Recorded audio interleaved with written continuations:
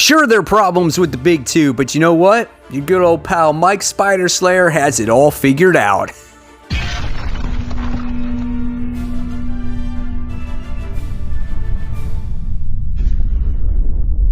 Hey, all my webheads out there, welcome back to Comic Book Corner 2.0 and fans. I am your host, Mike Spider Slayer, always helping you make decisions on what comic books to buy. And today, guys, this is a follow-up video based off of last week's topic video of when should you drop the big two, right? I kind of ranted on about all the issues that the big two actually had. Well, now that I thought it over, I have some solutions to those problems.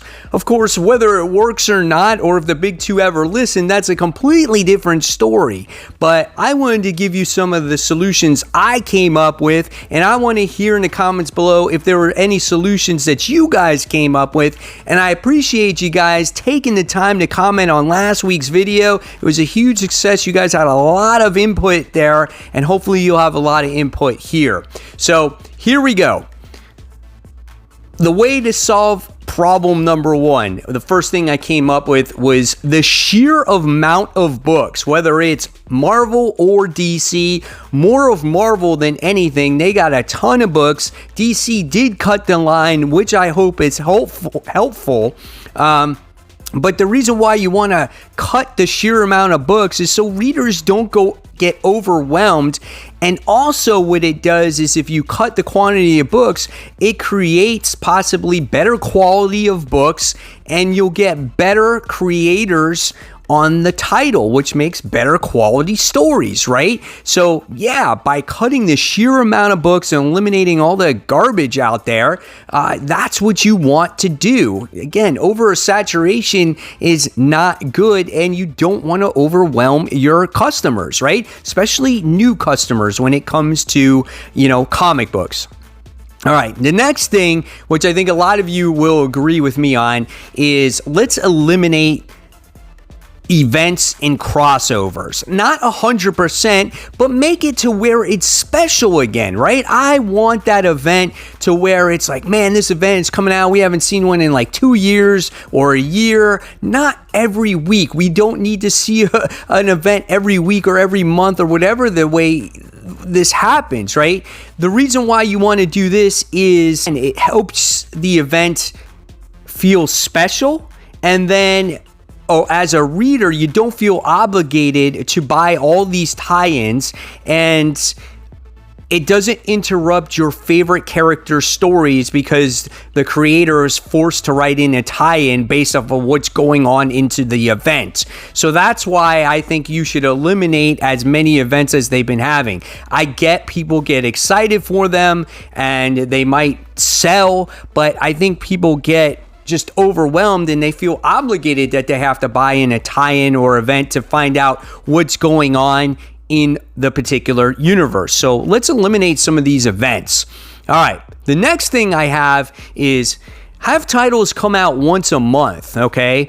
If you only have, say, Spider-Man coming out once a month instead of 3 times a month, well, what that does is that gets a particular person to maybe try out a different book that is out there, whether it's from DC or Marvel or even an independent comic book out there. Instead of saying, oh man, I got 3 issues of Spider-Man to read, and that could be the only title that person can afford is, say, Spider-Man, because they can't afford $10 a month. Well, there's your budget right there. At least if you eliminate it to once a month, then you're like, look, I can try a title of Spider-Man. I can try a title of X-Men. Or I can go over to DC and I can try another title with Batman, right? So eliminate the double comics a month or triple comics a month and just make it once a month, right? All right. The next thing I had on my list was we're having this whole thing with digital and physical comics. I mentioned this last week, and my solution to this problem was, all right, you want both mediums to exist, but it's like, how can they coexist? So if you have a main story, say for instance a Batman story, right, and you want to read that physical comic book, Well, you have that physical book, and at the end of the book, right, you have a digital code for a digital comic book, a digital series. Like, say you have Deceased digital series at the end of this, and if you want to read it, you have that digital code. So for the cost of $4 or $4.99, you get a physical book, and then you get a main series there, and you get a main series digitally. So you're getting 2 books in one for $4.99. And if you want to follow that digital series and you liked it, and it's a Batman book, well, then you have to buy that physical book, right? But it's at a reasonable cost, and you're getting the digital book for a decent price, but you're still paying that $3.99 price for the physical comic, so they can coexist. So now you have a digital collection and you have a physical collection. I think that could actually work. Again, just my opinion there. All right. So the next thing I have on here is stop adding pages to a comic book just to charge or up the price of the comic book, right? It's different when you have extra pages that has to deal with the main story, but the other thing is when you're just putting some weird backup story that has nothing to do with the main story, and it's like 12 pages and it's a one and done type of story. That's what I hate about backup stories, right? It might be even a little bit different if you have a backup story and then it continues in the next issue. That might be a little bit different, okay? But there might be that backup story that you're being forced to pay $6 for a comic book, and then it's this character that you don't even care about in that backup story, but you're buying it just for, say, Batman once again. You know, that is what kind of pisses me off about that. So if you just have a main comic book with the main story and you charge your regular $3.99 for it, I'm fine with that, right? Again, it stretches the consumer's dollar out to maybe buy another book. Okay, I guess that's the goal here. You want people to buy your books, make your books affordable. Okay, all right. The next thing is, again, it goes back to price, right? That's probably one of the main things here. Lower the cost of the comic books. Why do we constantly raise the prices of these books? Is it because we're not selling as many? Well, maybe because they're too flippin' expensive. How can children, young readers, get into this hobby if it's too expensive, right? They have entertainment on their phones that they can use for hours and hours. If you keep the cost down, which this hobby should be, it should be an affordable hobby. It makes you want to try other books. If I have a book that's $5.99, right? Well, I can only buy that $5.99 book instead of maybe buying 2 $3.99 books, right? I would rather have people try more books than buy just that one single book. It just doesn't make sense. Make it affordable so people can try other books in your line. Keep it down. $3.99.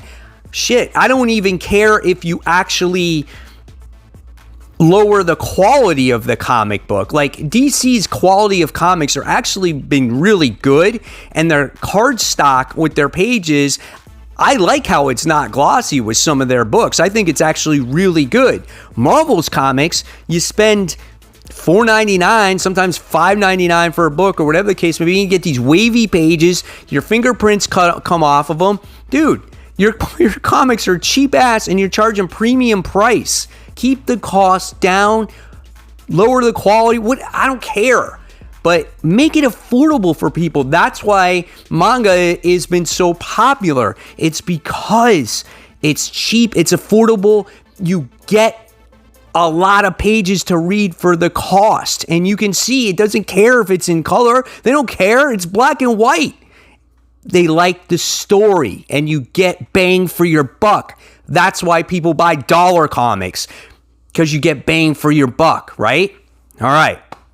Next, why so many flippin' variant covers? Do we need that many variant covers? If you have an A cover and a B cover, right, you should be able to actually buy the cover that you want. Why am I going to pay an extra $1 or $2 for a variant cover that's just a B cover? right? That doesn't make any sense. I've never understood that. Some places pay even more for that. So if you have multiple covers, have no more than 2 covers. Why do we need 25 flipping covers out there, right? I mean, we're paying all these artists and you're paying all these creators to do all these variant covers. Let's eliminate that, right? Don't force people into buying books. Again, it's your decision at the end of the day, but we don't need all those variant covers. Again, I'm trying to figure out a way to keep that cost down, right? And of course, I'm going to rant about this real quick. The last thing I want to talk about is distribution, right? We need to figure out a way. Marvel, the independent books, independent publishers need to figure out a way for a different distributor. No more Diamond. Let's get rid of Diamond Comics altogether. They're a train wreck. They're causing a ton of delays. I got another email this week about possible shipments being delayed for weeks on end. We need a different distributor because, guys, face it, if we can't get a different distributor, there might not be any comic book shops left because they can't get their comics to actually sell. DC, I give them credit for going outside the box and getting a new distributor because that's one thing they definitely got right, was getting Lunar on their side, and they're getting their books early. So they got to figure that as well.